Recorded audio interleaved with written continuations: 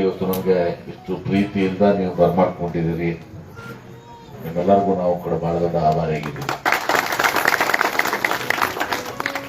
ಈ ಪ್ರೀತಿ ವಿಶ್ವಾಸ ನೋಡಿದ್ರೆ ನಮಗೆ ಗೊತ್ತಿದೆ, ನೂರಕ್ಕೆ ನೂರು ನೀವು ನಮಗೆ ಆಶೀರ್ವಾದ ಮಾಡ್ತೀರಿ ಅಂತ ಹೇಳಿ.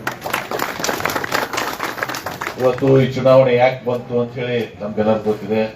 ಮೇಟಿ ಅವ್ರನ್ನ ಮೇಟಿ ಅವ್ರನ್ನ ತಾವು 2028ರವರೆಗೆ ಆರಿಸಿ ಕಳಿಸಿದ್ರು.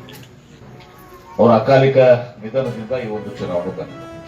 ಬದುಕಿದ್ರೆ 2028ರವರೆಗೆ ಅವರು ಶಾಸಕರಾಗಿ ಉಳಿದ್ರು. ಅದ್ರ ವಿಧಿ ಆಟ ಇವತ್ತು ಅವ್ರನ್ನ ನಾವು ಕಳ್ಕೊಂಡಿದ್ವಿ. ಮೇಟಿಯವರು ಒಬ್ಬರು ಸರಳ ಸಜ್ಜನ ವ್ಯಕ್ತಿ, ಗ್ರಾಮೀಣ ಕುಟುಂಬದಿಂದ ಬಂದಂತ ವ್ಯಕ್ತಿ. ಇವತ್ತು ಅವರು ಶಾಸಕರಾಗಿ, ಸಚಿವರಾಗಿ, ಸಂಸದರು ಕೂಡ ಆಗಿ ಇವತ್ತು ಕಾರ್ಯನಿರ್ವಹಿಸಿ ಅವ್ರು ಕಳ್ಕೊಂಡಿದ್ವಿ. ಇವತ್ತು ಚುನಾವಣೆ ಬಂದಿದೆ.